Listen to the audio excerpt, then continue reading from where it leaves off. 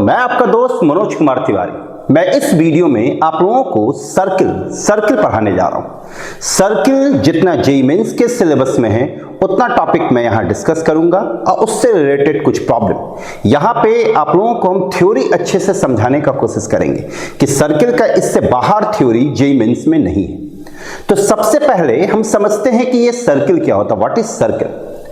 तो कोई भी कर्व, जैसे सर्किल की बात करें, स्ट्रेट लाइन की बात करें, पैराबोला, एलिप्स, हाइपरबोला या कोई भी कर्व, हर एक कर्व जो होता है वो लोकस होता है।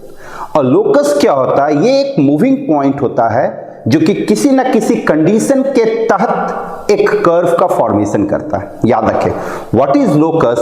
तो locus is a path which is formed by a moving point under different condition। Locus हमेशा एक पाथ का फॉर्मेशन करता है मूविंग पॉइंट के थ्रू, जो कि अलग अलग कंडीशन को मानता है। तो सर्किल के केस में डेफिनेशन क्या होता है कि यहां पे आपके पास एक फिक्स पॉइंट, ये फिक्स पॉइंट है और यहां पे एक पॉइंट मूविंग पॉइंट है जो कि मूव कर रहा है। मान देते हैं ये फिक्स पॉइंट आपका अल्फा कॉमा बीटा है और ये मूविंग पॉइंट जो है ये x कॉमा y है, इसको c माने और ये p है। तो ये मूविंग पॉइंट इस तरीके से मूव करेगा कि इसका डिस्टेंस c से हमेशा सेम होगा। याद रखें, p इस तरीके से मूव करेगा कि p का जो डिस्टेंस होना चाहिए वो c से हमेशा क्या होना चाहिए? सेम। तो आप खुद सोचें, जब p c से हमेशा सेम रहेगा इसका मतलब कि p c के तरफ नहीं जा सकता और p c से अवे भी नहीं जा सकता, लेकिन इसको मूव करना, तो ये मूव करके यहां आएगा, फिर ये मूव करके यहां आएगा, इस तरह से ये मूव करता चला जाएगा और ये मूव करके एक सर्किल का फॉर्मेशन करेगा। तो सर्किल का डेफिनेशन होता है कि मूविंग पॉइंट p का जो डिस्टेंस होना चाहिए c से वो हमेशा कांस्टेंट होना चाहिए। तो ये pc इज इक्वल टू, इसी कांस्टेंट को हम r कहते हैं। तो इसके थ्रू एक सर्किल का फॉर्मेशन होता है जहां पे सर्किल में जो r है ये रेडियस को रिप्रेजेंट करता है और ये जो फिक्स पॉइंट है ये एक सेंटर को रिप्रेजेंट करता है। अगर हम इसको मैथमेटिकली देखें तो इसका कोऑर्डिनेट x, y है, सेंटर का कोऑर्डिनेट अल्फा बीटा है और इन दोनों के बीच के डिस्टेंस को हम r माने हैं, तो ये क्या बनेगा? x माइनस अल्फा का whole square plus y minus beta का whole square is equal to r square. ये आपका सर्किल का इक्वेशन हो गया जहां पे सेंटर अल्फा के सेंटर को रिप्रेजेंट करता है और r जो है वो रेडियस को रिप्रेजेंट करता है। तो जब कभी भी सर्किल का इक्वेशन हमको निकालना हो तो हम ये फॉर्मूला यूज करेंगे, x माइनस अल्फा का square plus y minus beta का whole square is equal to r square, जहां पे अल्फा और बीटा क्या है? सेंटर, और r क्या है? रेडियस। अब सर्किल का इक्वेशन फाइंड करने के लिए हमको दो चीजों का जरूरत है। आप खुद सोचिए, सर्किल का इक्वेशन फाइंड करने के लिए हमको क्या क्या चाहिए? एक सेंटर चाहिए और एक रेडियस चाहिए। तो जब कभी भी आपसे कोई सर्किल का इक्वेशन पूछेगा तो आप दो चीजों पे फोकस करेंगे, एक सेंटर पे और एक रेडियस पे। सर्किल का इक्वेशन निकालना मतलब आपको सेंटर किसी ना किसी तरह से पता करना पड़ेगा और रेडियस पता करना पड़ेगा। तो अब सवाल ये उठता है कि सेंटर और रेडियस कैसे पता करेंगे? तो सेंटर से रिलेटेड कुछ इंफॉर्मेशन हम देने जा रहे हैं और रेडियस से रिलेटेड। तो सबसे पहले हम आप लोगों को सेंटर से रिलेटेड कुछ इंफॉर्मेशन देते हैं। सेंटर क्या होता है? तो सेंटर वो पॉइंट होता है जिससे डायमीटर पास करता है, मतलब एक ऐसा कॉर्ड जो सेंटर से पास करे वो क्या कहलाएगा? डायमीटर। याद रखें, डायमीटर हमेशा सेंटर से पास करता है। तो डायमीटर अगर हमेशा सेंटर से पास करेगा तो आप खुद सोचिए, दो डायमीटर अगर आपके पास है, जैसे ये एक सर्किल हो गया, ये आपका एक डायमीटर, ये आपका दो डायमीटर, तो ये दो डायमीटर का इंटरसेक्शन आपका क्या दे जाएगा? सेंटर। मतलब कि अगर दो डायमीटर आपका दिया हुआ है तो दो डायमीटर इसलिए दिया है कि दोनों डायमीटर को आप सॉल्व करें, पॉइंट ऑफ इंटरसेक्शन निकालें, पॉइंट ऑफ इंटरसेक्शन निकालने के बाद जो पॉइंट आएगा वो पॉइंट आपका सेंटर को रिप्रेजेंट करेगा। तो ये था सेंटर का एक कंसेप्ट। दूसरा, नॉर्मल। सर्किल में कोई भी नॉर्मल लाइन वो भी हमेशा सेंटर से पास करता है, मतलब कि नॉर्मल लाइन भी सर्किल में डायमीटर होता है। इसका मतलब हो गया कि अगर आपके पास कभी भी दो नॉर्मल इक्वेशन, नॉर्मल का इक्वेशन दिया हो, याद रखें दो नॉर्मल का इक्वेशन दिया हो, तो दोनों नॉर्मल को अगर हम सॉल्व करेंगे तो उसका जो पॉइंट ऑफ इंटरसेक्शन होगा वो भी सेंटर को रिप्रेजेंट करेगा। तो सेंटर के लिए दो डायमीटर होना चाहिए। अगर दो डायमीटर है तो आप आसानी से दोनों को सॉल्व करके सेंटर निकाल सकते हैं। दो नॉर्मल है तो आसानी से सॉल्व करके दो नॉर्मल को सॉल्व करेंगे तो हमको क्या मिल जाएगा, सेंटर।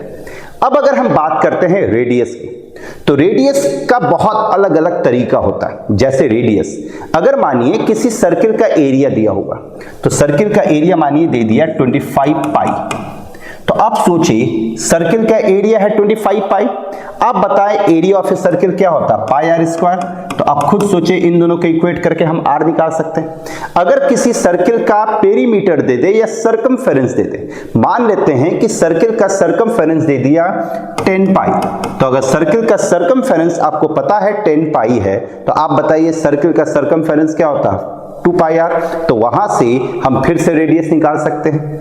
अगर लेंथ ऑफ द डायमीटर दिया हुआ, कह दिया कि लेंथ ऑफ द डायमीटर जो है वो 8 है, तो अगर लेंथ ऑफ द डायमीटर दिया हुआ है तो वहां से भी हम क्या निकाल सकते हैं, रेडियस, क्योंकि रेडियस जो होता है वो डायमीटर का क्या होता है, हाफ। अगर किसी सर्किल में ये सेंटर आपको पता है और ये सरकमफेरेंस का पॉइंट पता है, जैसे फॉर एग्जांपल सेंटर 1,2 है और सरकमफेरेंस का पॉइंट है 3,5, आप खुद सोचे इन दोनों के बीच का डिस्टेंस रेडियस होगा कि नहीं, तो हम इन दोनों पॉइंट के बीच का डिस्टेंस निकाल लेंगे। जो डिस्टेंस आएगा वही आपका रेडियस को रिप्रेजेंट करेगा।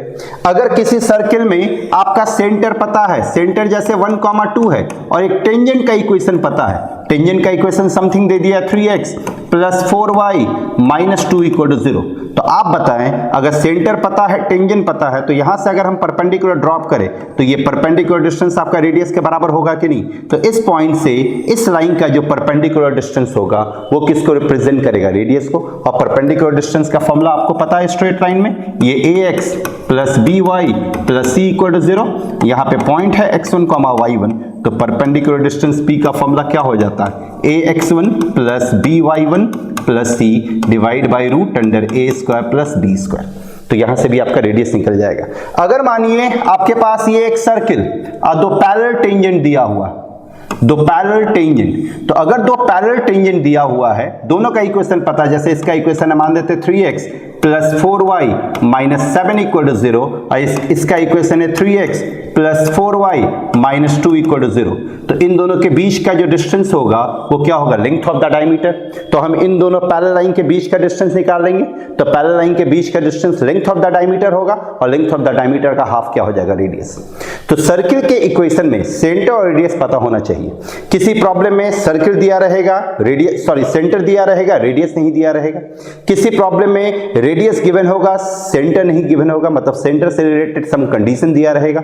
और किसी प्रॉब्लम में दोनों में से कुछ भी नहीं पता होगा, दोनों से रिलेटेड कुछ कंडीशन होगा, तो यही सब कंडीशन यूज करेगा। इन सारे कंडीशन को आप सही से यूज करके या तो सेंटर निकालेंगे या तो रेडियस निकालेंगे। और अगर सेंटर और रेडियस दोनों निकल गया तो इस फॉर्मूला को यूज करके हम सर्किल का इक्वेशन निकालेंगे। तो ये था सेंटर और रेडियस का कंसेप्ट। एक होता है कंसेंट्रिक सर्किल। कंसेंट्रिक सर्किल का मतलब होता है दो या दो से अधिक ऐसा सर्किल जिसका सेंटर सेम हो, जिसका सेंटर सेम हो। जैसे ये एक सर्किल है आपके पास, इसका कुछ सेंटर है अल्फा बीटा, और ये एक सर्किल, इसका भी सेंटर अल्फा बीटा। आप देख सकते हैं इन दोनों सर्किल का सेंटर क्या है, सेम, तो ये दोनों सर्किल आपका कंसेंट्रिक सर्किल कहलाएगा।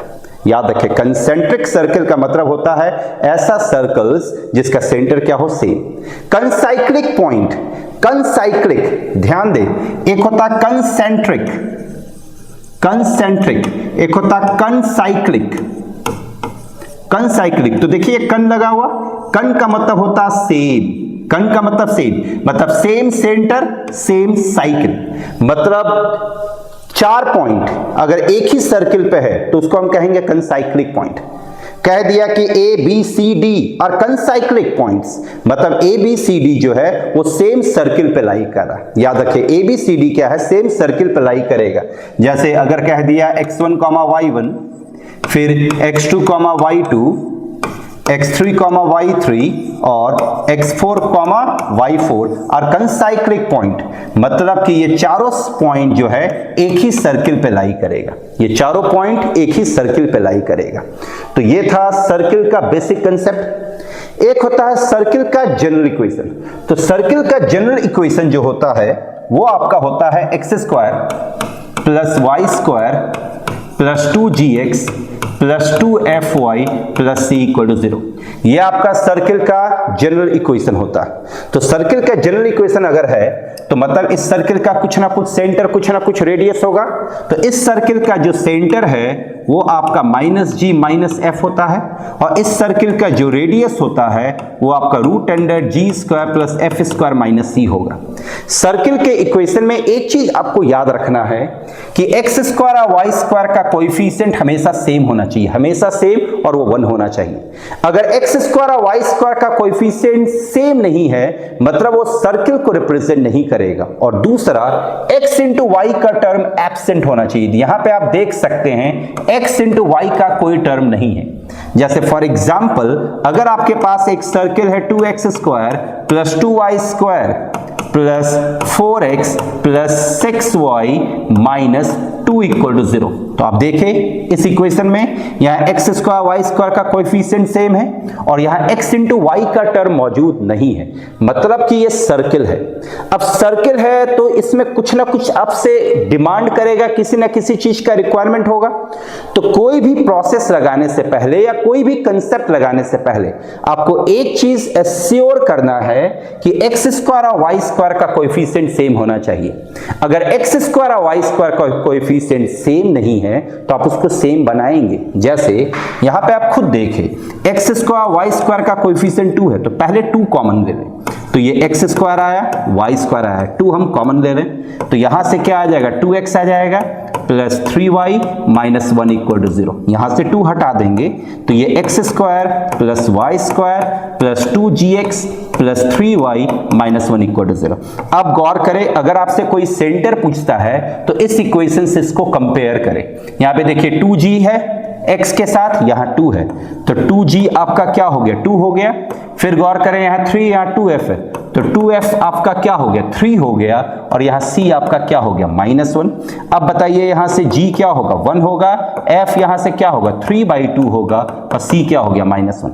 यहाँ खुद देख सकते हैं सेंटर -g-f है तो g तो 1 आया है तो सेंटर का x कोऑर्डिनेट -1 होगा, f आया 3/2 तो सेंटर का y कोऑर्डिनेट -3/2। रेडियस का formula √g² plus f² - c, g के जगह पे 1 का स्क्वायर तो 1 हुआ, f के जगह पे 3/2 का स्क्वायर तो ये 9/4 हुआ, माइनस c तो माइनस माइनस क्या हो गया प्लस। अगर हम यहाँ पे एलसीएम ले तो 1/2 और ये 8 प्लस 9 17/4 मतलब √17/2 इसका क्या हो गया रेडियस। याद रखें सर्किल का general equation x² plus y² plus 2gx plus 2fy plus c equal to 0। x² और y² कोएफिशिएंट हमेशा क्या होना चाहिए से। अच्छा इतना भी हम नहीं करेंगे, हम x² y² कोएफिशिएंट को सेम बनाएंगे। सेंटर से अगर काम है तो इतना हम डिटेल में नहीं जाएंगे, हम सीधा क्या करेंगे जो x का कोएफिशिएंट है उसका हाफ और साइन उल्टा। जैसे यहाँ 2 है 2 का हाफ 1 और साइन यहाँ प्लस है तो उल्टा साइन क्या हो जाएगा माइनस।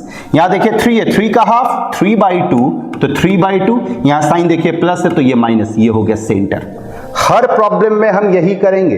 जैसे अगर आपके पास एक सर्किल है x² plus y² minus 4x minus 6y minus 2 equal to 0, इसका सेंटर कोई पूछा तो 4 का हाफ 2, यहाँ माइनस है तो प्लस 2, 6 का हाफ 3 -3 आ रहा है यहाँ पे माइनस है तो माइनस का उल्टा साइन ले लें तो 3, ये इसका सेंटर हो गया। सेंटर अगर पता चल गया तो रेडियस भी पता चल जाएगा। इसी का स्क्वायर कर दे 2 का स्क्वायर 4 3 का स्क्वायर 9 और फॉर्मूला का होता -c में कौन है यहाँ पे c क्या है -2 तो ये +2 हो जाएगा। यहाँ से जोड़ घटाव करें आपका क्या निकल जाएगा रेडियस। तो ये था सर्किल का जनरल इक्वेशन। इससे पहले जो था वो सर्किल का था नॉर्मल इक्वेशन। नॉर्मल इक्वेशन में अल्फा बीटा सेंटर और रेडियस r। एक होता है स्टैंडर्ड इक्वेशन। जैसे नॉर्मल इक्वेशन क्या था x माइनस अल्फा का square plus y minus beta का square is equal to r square. ये आपका कौन सा इक्वेशन हो गया? नॉर्मल। फिर अभी हम पढ़े x square plus y square plus 2gx plus 2fy plus c equal to 0। ये आपका हो गया जनरल इक्वेशन। एक होता है स्टैंडर्ड इक्वेशन। स्टैंडर्ड इक्वेशन में जो सेंटर होगा वो ओरिजिन होगा, याद रखें। स्टैंडर्ड इक्वेशन में जो सेंटर होता है वो क्या होगा? ओरिजिन। अगर इस सर्किल में सेंटर 0,0 हो जाए तो जरा सोचे, इस सर्किल में अगर सेंटर 0, 0 हो जाएगा तो ये एक्स स्क्वायर अल्फा के यहाँ पे 0, बीटा के यहाँ पे 0, y square is equal to r square. ये आपका स्टैंडर्ड इक्वेशन हो गया। तो जब कभी भी किसी थ्योरी को अगर हमको एक्सप्लेन करना हो या सर्किल के किसी कंसेप्ट को अगर हमको सोचना होता है, नया कंसेप्ट को, तो हमेशा हम कोशिश करते हैं स्टैंडर्ड इक्वेशन से सोचने का। स्टैंडर्ड इक्वेशन से सोचने का इसलिए कोशिश करते हैं क्योंकि वहां पे कैलकुलेशन आपका छोटा होगा। और एक चीज याद रखें, सारा कंसेप्ट जो स्टैंडर्ड इक्वेशन के लिए एप्लीकेबल है वो हर एक सर्किल के लिए एप्लीकेबल होता है। तो ये था स्टैंडर्ड इक्वेशन। एक होता है डायमीटर फॉर्म। डायमीटर फॉर्म आपको पता है व्हाट इज डायमीटर? तो diameter is a cord which passes through the centre. तो यहां पे क्या होगा, ये एक सर्किल है और ये एक डायमीटर है। डायमीटर का एंड पॉइंट आपको पता है x1, y1 और दूसरा है x2, y2। तो अगर डायमीटर का एंड पॉइंट आपको मालूम हो, डायमीटर का एंड पॉइंट आपको मालूम हो और सर्किल का इक्वेशन कोई पूछ दे तो इसका फॉर्मूला होता है x minus x1 into x minus x2 plus y minus y1 into y minus y2 equal to 0। याद रखें, इन सब का डेरिवेशन है। हम डेरिवेशन में नहीं जा रहे हैं, हम यहाँ पे शॉर्टकट में थोड़ा समझाने का कोशिश कर रहे हैं कि आपका अच्छे से रिकॉल हो जाए। तो डायमीटर का एंड पॉइंट अगर आपको मालूम है तो सर्किल का इक्वेशन आप डायरेक्ट निकाल सकते हैं, x minus x1 into x minus x2 plus y minus y1 into y minus y2 equal to 0, जहां पे ये x1 y1 और x2 y2 जो है डायमीटर का एंड पॉइंट है। जैसे ये एक सर्किल है, इसमें डायमीटर ये हो गया, इसका एंड पॉइंट अगर 1,2 है और 3,5 है तो इस सर्किल का इक्वेशन हम डायरेक्ट निकाल सकते हैं। क्या आएगा? x माइनस, ये देखिए x1 का काम कर रहा तो 1 इंटू x2 का काम कौन कर रहा? 3, तो ये x minus 3 plus y minus y1, y1 का काम 2 कर रहा into y minus 5 equal to 0। अब इसको मल्टीप्लाई करें, देख सकते हैं ये एक क्वाड्रेटिक बनाएगा x में और ये एक क्वाड्रेटिक बनाएगा y में। मल्टीप्लाई अगर करें तो ये x स्क्वायर, ये माइनस x माइनस 3x तो माइनस 4x और ये प्लस 3। इधर इसको मल्टीप्लाई करें तो ये y square minus 7y plus 10 equal to 0। तो final answer is x square plus y square minus 4x minus 7y plus 13 equal to 0। अब किसी भी सर्किल का अगर आपको इक्वेशन निकालना है तो हम दो तरीके से सोचेंगे, एक तो नॉर्मल फॉर्म के मदद से या फिर एक जनरल फॉर्म के मदद से। अगर नॉर्मल फॉर्म समझ में आ रहा है, नॉर्मल फॉर्म का मतलब क्या हो गया? ये वाला फॉर्म। अगर हम नॉर्मल फॉर्म के मदद से सोचेंगे तो हम दो चीज को ढूंढेंगे, सेंटर को और रेडियस को। याद रखें, अगर नॉर्मल फॉर्म के मदद से सोचेंगे तो अल्फा, बीटा और आर हमको चाहिए होगा। अल्फा, बीटा और आर जब तक नहीं निकलता है हम सर्किल का इक्वेशन नहीं निकाल सकते। और अगर जनरल फॉर्म से हम चलते हैं तो हमको वहां पे G, F और C का वैल्यू चाहिए। G, F और C तीन अननोन है, तो तीन अननोन का वैल्यू निकालने के लिए उस सर्किल से रिलेटेड तीन कंडीशन जरूर आपका दिया रहेगा। अगर तीन कंडीशन दिया हुआ है, सही तरीके से आप उसको यूज करें, G, F और C के रूप में इक्वेशन बनाएं, सॉल्व करें और G, F, C का वैल्यू निकालें। देखते हैं सर्किल का अलग अलग ज्योमेट्रिकल कंडीशन में क्या क्या फर्क पड़ता है सर्किल में। जैसे कि अगर सर्किल एक्स एक्सिस को टच करेगा तो क्या इंपैक्ट पड़ेगा, वाई एक्सिस को टच करेगा तो क्या इंपैक्ट पड़ेगा। लेकिन उससे पहले हम देखना चाहते हैं कि इंटरसेप्ट क्या होता है सर्किल में, एक्स इंटरसेप्ट क्या होता है, वाई इंटरसेप्ट क्या होता है। जैसे आप गौर करें, आपका ये है x axis, sorry y axis और ये एक्स एक्सिस, ये आपका एक सर्किल। तो ये सर्किल जो है एक्स एक्सिस को दो जगहों पे कट किया, ए और बी। तो ये जो डिस्टेंस है, ये distance between A and B, ये लेंथ ऑफ ए बी, इसको कहते हैं x intercept made by the circle. ये सर्किल जो है एक्स एक्सिस पे एक्स इंटरसेप्ट बनाया। अगर आपका सर्किल का इक्वेशन है x square plus y square plus 2gx plus 2fy plus c equal to 0, तो यहाँ x इंटरसेप्ट जो होता है वो 2 root under g square minus सी होता है। मतलब कि इन दोनों के बीच का जो लेंथ होगा वो 2 root under g square minus c होगा। ये सिंपल ज्योमेट्री से आया। अगर हम उसी तरीके से देखें y इंटरसेप्ट, तो ये y एक्सिस, ये x एक्सिस, ये आपका एक सर्किल हुआ। ये आप देख सकते हैं सर्किल जो है y एक्सिस को दो जगहों पे कट किया, CD पे। तो CD पे अगर कट किया तो इन दोनों के बीच कुछ ना कुछ तो डिस्टेंस होगा, तो ये डिस्टेंस आपका कहलाता है y इंटरसेप्ट। और y इंटरसेप्ट जो होता है वो 2 root under f square minus c होगा, बशर्ते आपका सर्किल क्या है x square plus y square plus 2gx plus 2fy plus c equal to 0। याद रखें, x intercept 2 root under g square minus c, y intercept 2 root under f square minus c. अगर ये एक सर्किल हो और ये कोई एक लाइन है, तो ये एक लाइन पे इंटरसेप्ट हुआ जो कि सर्किल के थ्रू बना, लाइन पे इंटरसेप्ट हुआ जो कि सर्किल पे बना, जैसे ax plus by plus c equal to 0 इसका इक्वेशन। सर्किल का सेंटर आपको पता होगा, मान देते हैं सेंटर अल्फा बीटा है, और रेडियस भी पता होगा, मान लेते हैं इसका रेडियस r है। अगर कोई कह दिया कि ये इंटरसेप्ट निकालिए तो बहुत आसानी से निकाल सकते हैं। हम यहाँ से एक परपेंडिकुलर ड्रॉप करेंगे। आप बताइए, ये पॉइंट पता है, ये लाइन पता है, तो हम परपेंडिकुलर डिस्टेंस निकाल सकते हैं। मान देते हैं इसको p, तो p आपका क्या बन जाएगा परपेंडिकुलर डिस्टेंस से a alpha plus b beta plus c divide by root under a square plus b square. तो ये p निकल गया। ये r आपको पता है, पाइथागोरस थ्योरम से ये निकाल लेंगे। आपको पता है 9-10 से कि सेंटर से अगर किसी कॉर्ड पे एक परपेंडिकुलर ड्रॉप करते हैं तो वो कॉर्ड को बाइसेक्ट करता है, मतलब ये लेंथ और ये लेंथ क्या होगा सेम। तो ये लेंथ हम निकालेंगे, उसका डबल करेंगे तो ये पूरा लेंथ निकल जाएगा।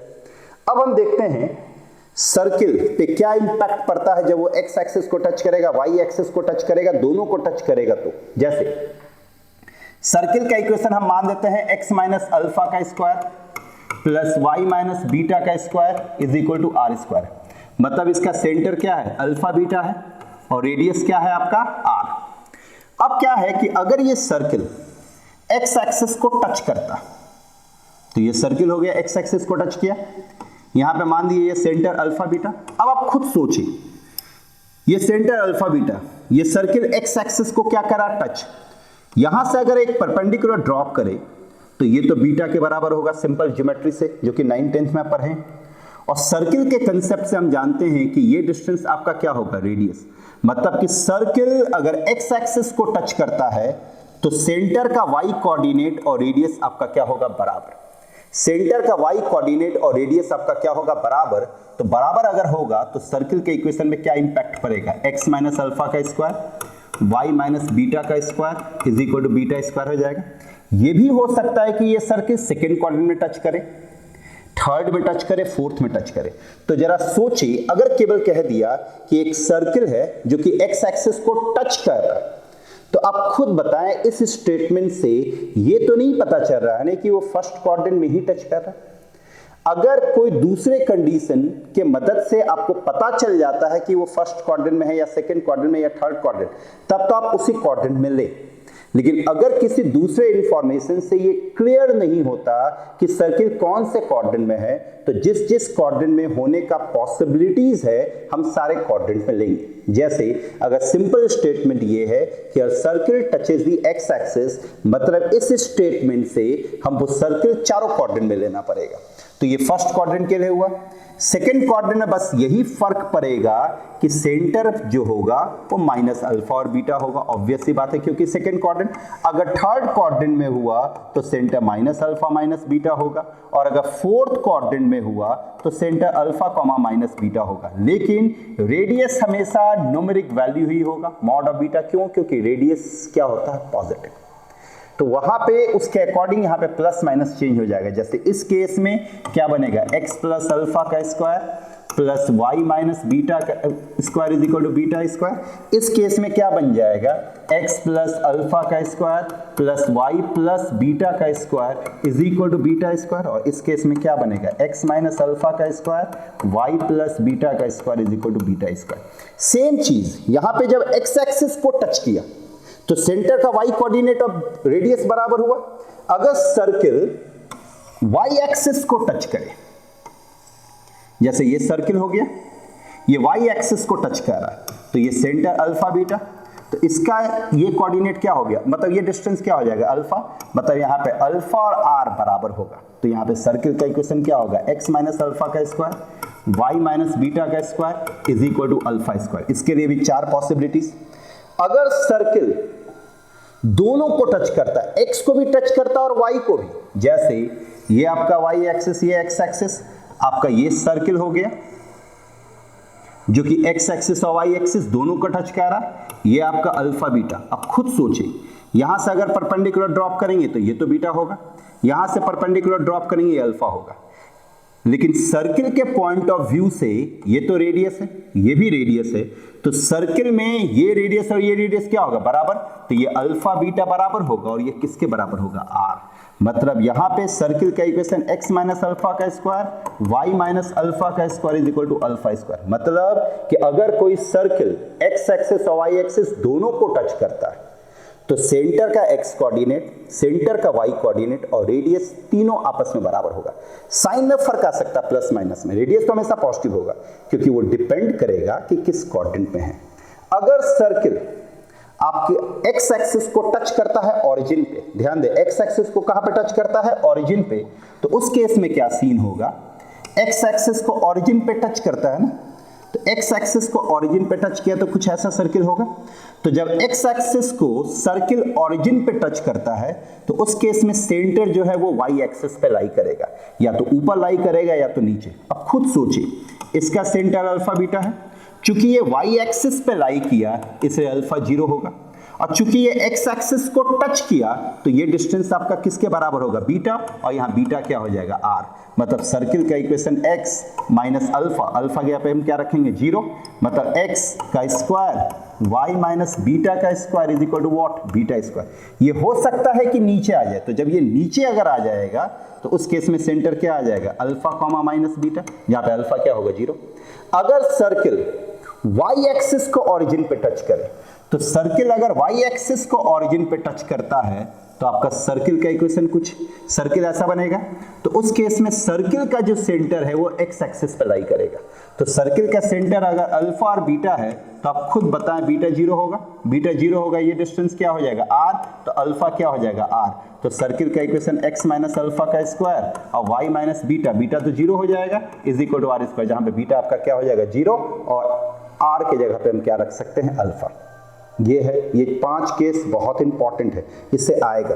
एक केस ये भी होता है कि एक सर्किल है, एक सर्किल जो x एक्सिस को टच कर रहा और y इंटरसेप्ट कुछ बना रहा है। जैसे एक सर्किल, ये आपका क्या हो रहा है, y एक्सिस पे इंटरसेप्ट बनाया और x एक्सिस को टच किया, ये मान देते हैं अल्फा बीटा है, ये x एक्सिस को टच किया और y इंटरसेप्ट जो बना रहा है मान लेते हैं वो 2l बना रहा है, y इंटरसेप्ट क्या बना रहा है 2l। इस टाइप का क्वेश्चन बहुत इंपॉर्टेंट है, तो गौर करें, हमको सर्किल का इक्वेशन चाहिए। यहाँ क्या कंडीशन दिया हुआ, 2, एक सर्किल जो x एक्सिस को टच कर रहा और y इंटरसेप्ट 2l। तो यहाँ पे क्या करेंगे, ये डिस्टेंस आपका क्या होगा, बीटा, और यही हो गया रेडियस, ये आपका क्या होगा, अल्फा होगा, ये आपका अल्फा, ये 2l है। तो यहां से एक परपेंडिकुलर ड्रॉप किए, हमको क्या क्या चाहिए, यहां पे क्या क्या मिसिंग है, खाली कंडीशन दिया हुआ कि ये x एक्सिस को टच कर रहा, y इंटरसेप्ट 2l बना रहा है। हमको सर्किल के इक्वेशन के लिए अल्फा चाहिए, बीटा चाहिए और क्या चाहिए, r, अल्फा बीटा और क्या चाहिए, r। अब गौर करें, यहां पे बीटा और r बराबर है, एक कंडीशन तो ये हो गया कि बीटा और r आपस में क्या होगा, इक्वल। दूसरा जरा गौर करें, ये लेंथ आपका कितना है, 2l है, तो ये लेंथ अगर आपका 2l है तो ये सेंटर से इस कॉर्ड पे परपेंडिकुलर ड्रॉप करेंगे तो ये बराबर भाग में बांटेगा, तो ये कितना हो गया l। इसको हम ज्वाइन अगर कर दे तो ये भी आपका क्या हो जाएगा, बीटा के बराबर, क्योंकि रेडियस है। अब आप खुद सोचिए, ये आपका पता है, ये भी आपको पता है, पाइथागोरस थ्योरम से अल्फा हम निकाल सकते हैं, तो अल्फा क्या हो जाएगा, root under beta square minus L square हो गया। तो ये रेडियस, ये क्या निकल गया, अल्फा निकल गया बीटा के टर्म्स में, और ये beta is equal to r. और कुछ कंडीशन दिया रहेगा जिसके मदद से आप सर्किल का इक्वेशन निकाल सकते हैं। सेम चीज अगर सर्किल y एक्सिस को टच करे, सर्किल किसको टच करे, वाई एक्सिस को, और एक्स इंटरसेप्ट कुछ बनाएगा तो सेम कंसेप्ट उसमें भी लगेगा। जैसे अगर हम इस पे कुछ प्रॉब्लम देखें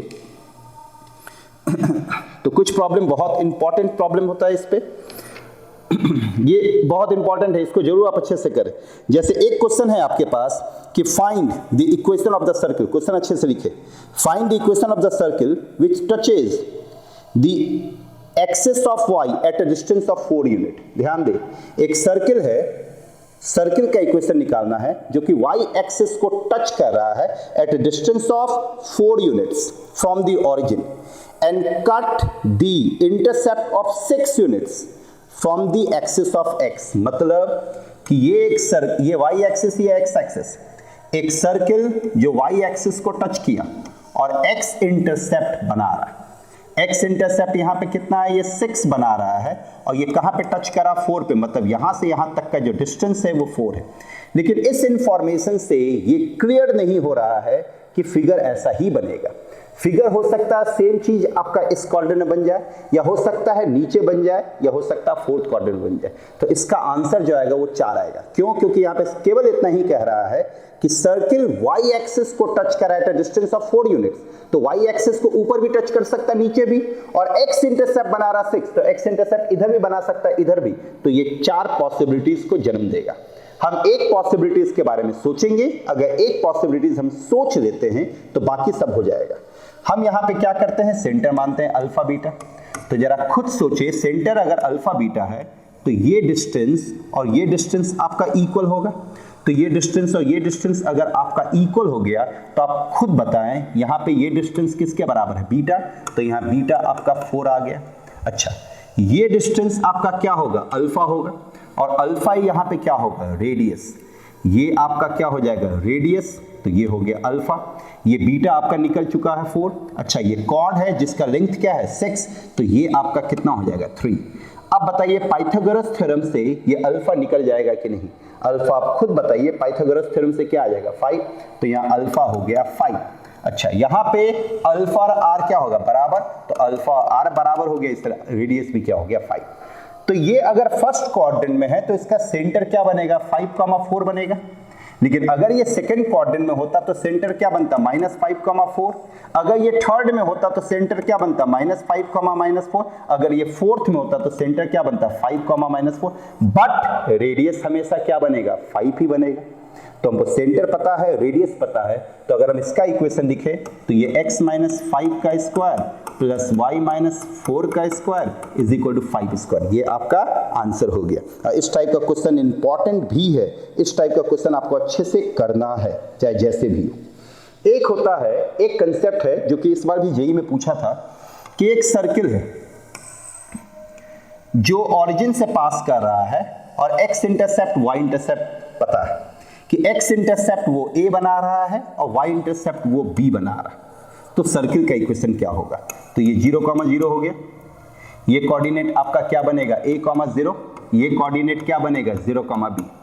अगर हम इन दोनों को ज्वाइन कर दे, आप खुद सोचिए कि ये कॉर्ड से मिलने वाला 2 लाइन परपेंडिकुलर है, मतलब ये कॉर्ड नहीं हो के क्या होगा, डायमीटर। ये आप 9th-10th में एक थ्योरम पढ़े होंगे।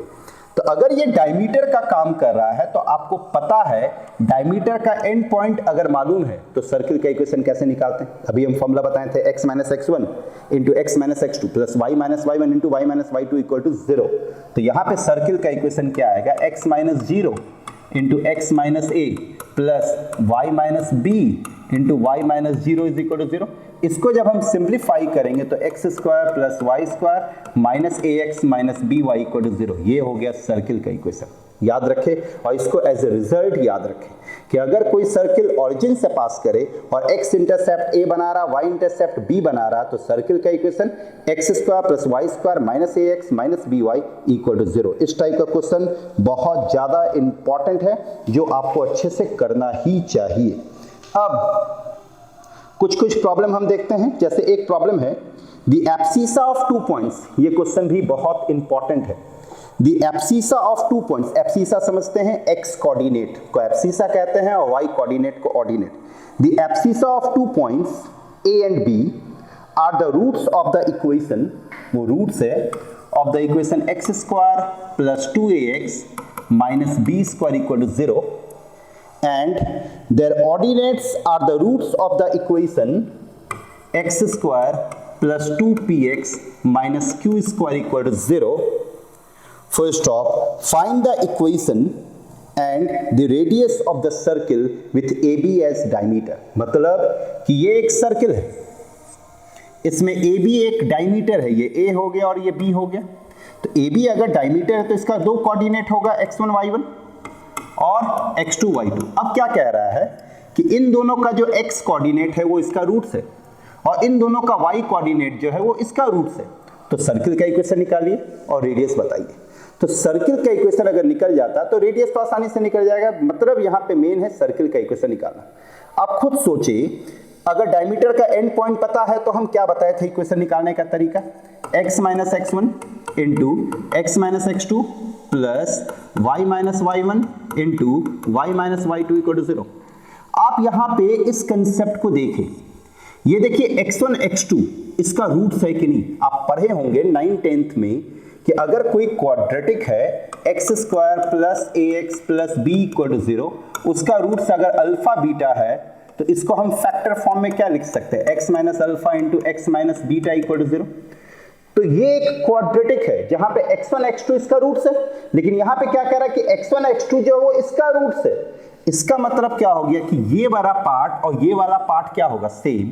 तो इस पूरे पार्ट की जगह पे हम इसको रख सकते हैं। तो x square plus 2ax minus b square plus, उसी तरह से इसको देखिए, ये एक क्वाड्रेटिक है जिसका रूट्स क्या है y1 y2, लेकिन यहां क्या कह रहा है कि y1 y2 इसका रूट्स है। तो ये और ये क्या होगा, सेम, बट ये x के फॉर्म में, ये y के फॉर्म में। तो इसमें x की जगह पे खाली क्या बैठा दे, y। तो ये क्या बन जाएगा, y square plus 2py minus q square equal to 0। यही आपका सर्किल का इक्वेशन हो गया। और अगर आपका सर्किल का इक्वेशन निकल गया तो आप आसानी से रेडियस निकाल सकते हैं। तो ये था सर्किल का कंप्लीट थ्योरी जो कि हम आपके सामने डिस्कस किए। इतना ही जेईई मेंस के सिलेबस में है सर्किल। इसको आप अच्छे से रिवाइज करें जो भी हम बताएं। किसी तरह का कोई कंफ्यूजन होता है तो कमेंट बॉक्स पे कमेंट करें। अब इससे रिलेटेड जितना बताएं बस उसी टाइप का प्रॉब्लम बनाएं। इससे रिलेटेड जो भी प्रॉब्लम आपको मिलता है उस टाइप के सवाल को मतलब जरूर प्रैक्टिस करें, जो भी जेईई में आया पिछले 3 साल का, इसी से रिलेटेड क्वेश्चन आपका पूछा जाएगा। चलिए, all the best, thank you very much.